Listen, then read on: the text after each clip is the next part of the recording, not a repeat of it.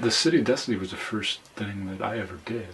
So I'm a filmmaker now, but again, it wasn't. It was a big span of years between. It's come full circle. I've come full circle. That's right. We know each other from middle school. Well, now we always go over this. Like, yeah. I knew of you. Like, we had the same. Remember Mr. Roll? Yeah, but right, Mr. Roll. He had like really greasy hair, and he'd bend over to help you, and like he buttered his hair and combed his toast. Tacoma. Well, I moved here. I moved to this part of the world in '77. We moved from Kansas. We moved because my dad worked for Olympia Beer, and we moved here under the impression that like this was like a utopia. Right, that's what they told me. Right? It was like this, it was like living in this beautiful forest land. And I distinctly remember driving from SeaTac to go to Olympia for the first time as a kid, and driving through Tacoma. Oh yeah, and thinking, this is nothing like I was promised.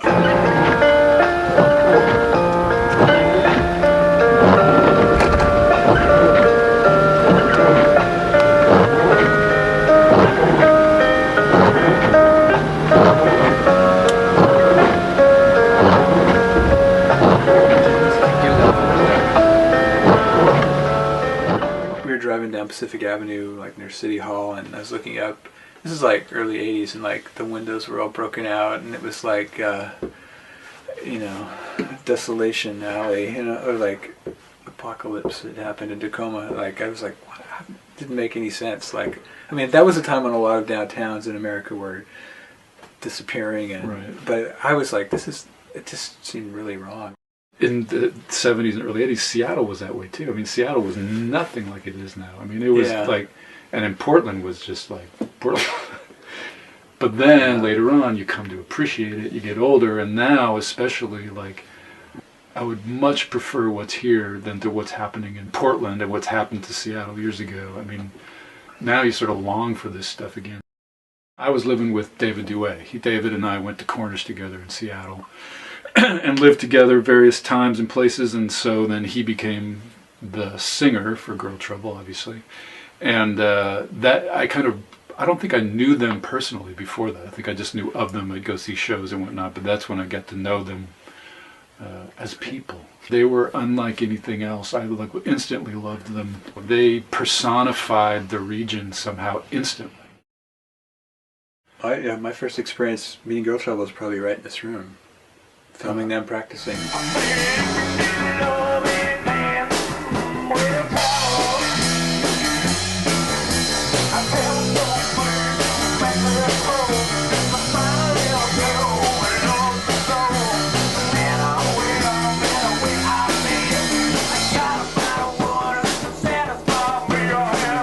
I immediately had a love affair myself with Girl Trouble.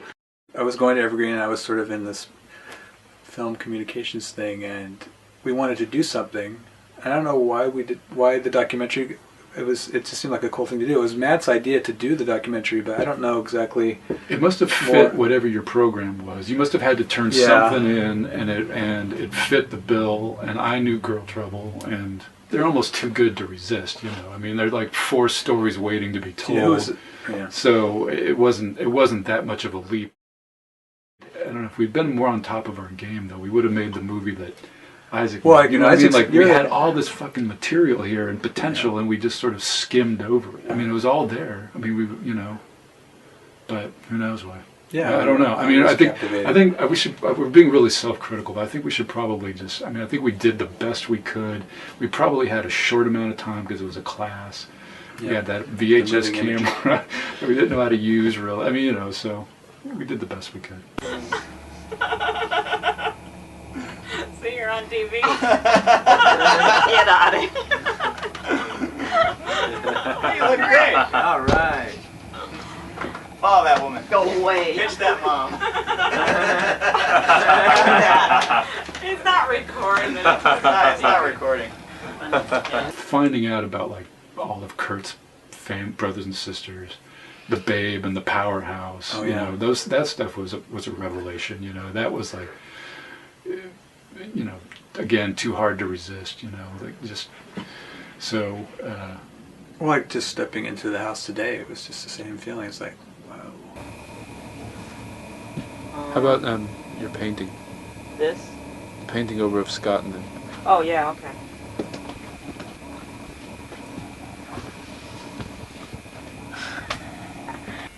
any grade. He's from the 30s. It's really thin plaster. Then over here, I have this is a monkey bank, a chimp bank. It's from like 1960 or something, but it's pretty wild, I think. Looks kind of realistic. I got this from Dale. Oops. It's the lovely Calamity Jane. She has an outfit, she has a holster, cool hat. Oh, it's broken. Well, anyway, she has a hat. Dale always buys me these kind of dolls, so I'm getting a collection, building up a collection of these. I think what stands out is when we set the camera up in the kitchen with the babe and them all behind her. That was, for me, that was the best moment. I think the best stuff was said, and they kind of just sort of their personalities shone through right there. I forgot how long that take is. It's just this really long, great take of the family. Wait.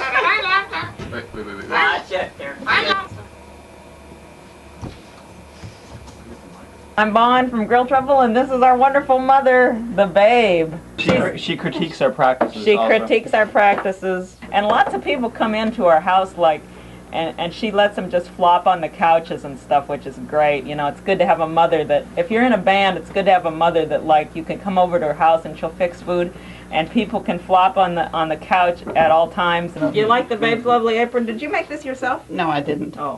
Where'd you get that? The Babe shops at all the wonderful thrift stores. I bet she got this at a thrift store, didn't you? Yeah. Don't tell my secret. Oh. Who cares? I mean, what do you like about Grill Trouble, the Babe? What do you think? What do you?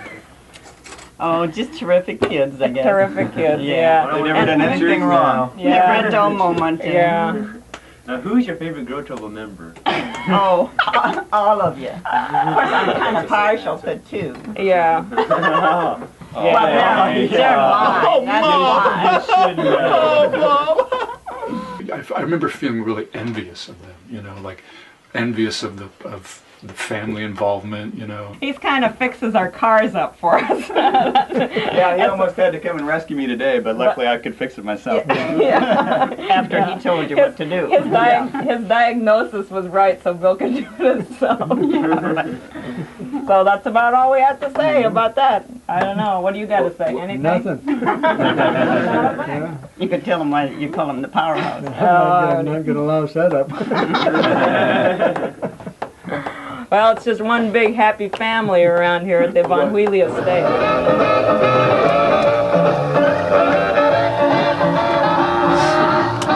So the B&I, as we knew it, was a circus-themed Department store. Variety department store. Do you even call it a department store? Yeah, there must be a term for that. That stuff doesn't exist anymore. B&I was known for Ivan, who eventually then, you know. I've never been there. That's one shot in our piece that like, I watched it and I just felt sick. Like, the poor guy is like laying on the cement floor with his own arms, like, he's like in the holding himself, which is probably how he spent every day of his life between feedings until they got him out of there. Did somebody couldn't have like put a bed in there? Here's some kind of animal. You have to get those guys? Yeah, What did they say? they said we don't allow private video. Yeah. They're in your jacket. I'll ask him if it's okay.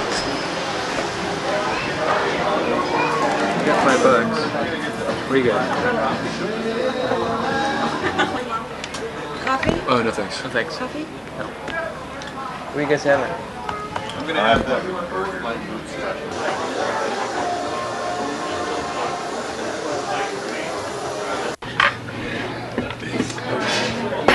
This one, boss.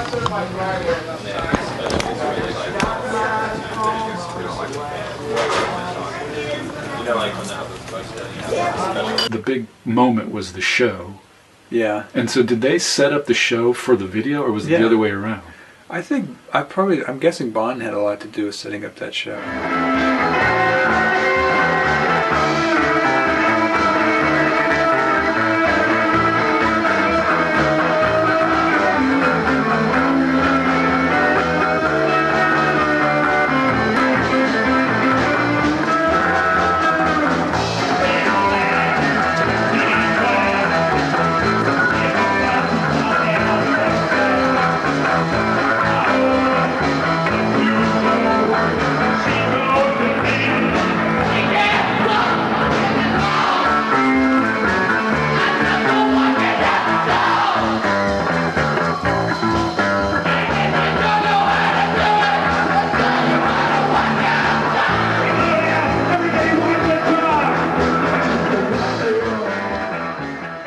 downstage filming the show at Community World, and Mark Arm gets up on stage and is doing something stupid, and like this guy, the blonde guy with the sunglasses, just yanked him off really hard. I mean, I'm surprised he didn't separate his shoulder, but Mark Arm gets up, and then you see this fist just nail the guy from behind, and the glasses come flying off, and then there's this melee, and it was kind of crazy. Like, there's a moment there I was like, oh shit, I'm gonna get off. I better get off the stage. And we sat there in the editing room and just watch it over and over again, and then we showed it to Girl Trouble, and they were laughing the whole time, and like, what do you call it? Cold cocked. He cold cocked that guy. We hits him twice. Yeah, takes the glass up, and then actually, I mean, and that's dangerous, man. You punch someone in the back of the, or like temple or the back. I mean, that guy was. He was smiling later, like he was like, it was another day at the Community World. I mean, he got over it pretty quickly. Hi, I'm Mute, and that's all I want to say. Yeah, I'm Snake. All I gotta say is, Seagull! I'd forgotten completely about those guys, but it reminded me of a sense of like danger that I felt that night when they were there. Though, like, don't piss these guys off, right? It doesn't take much to provoke those guys, you know. Like, what if we said something like, "No, don't say that about Skinhead Manor," then we get cold clocked in the back of the head. Not at Community Road, at my place, at Skinhead Manor. Why did the Skinheads go that night? Did they just show up in any punk rock show? Yeah, maybe. So. That's what used to happen, right? Like, here's this show, and then these, you know, just about to be sort of semi-famous people all show up. Hi, my name's Bruce. My favorite Girl Trouble member is Dale. Hi, I'm Mark, and my favorite Girl Trouble member is Dale. I think it's the hair. Well, there was this girl there with this hat, and all she could say was, It's a good slice of, like, what's to come, right? Like, you know, like, totally. There's a lot of characters in because Olympia that was like, right. I mean, things were just about sort of to launch off there and leave you and I behind. Yeah. And Girl Trouble. And Girl Trouble. There's beauty in being left behind. And then we started a band together. Oh, yeah, so then we decided to become rock stars instead of I mean, Girl filmmakers. Trouble, like, I mean, Matt had already been in bands, but I think it inspired us and Matt to, like, play again, and like yeah, that was definitely a catalyst. Yeah, because we moved from making City of Destiny into doing Treehouse. Yeah, we started Treehouse, and I left Treehouse. I wasn't very happy about that, but it was a good thing. They got a much better drummer than me. I was a good drummer, but I was a what would you describe me as? Like, I wasn't consistent. You sped up and slow down. Yeah, like, I was excitable. The answer to all these questions is this. That's why it's all blurry.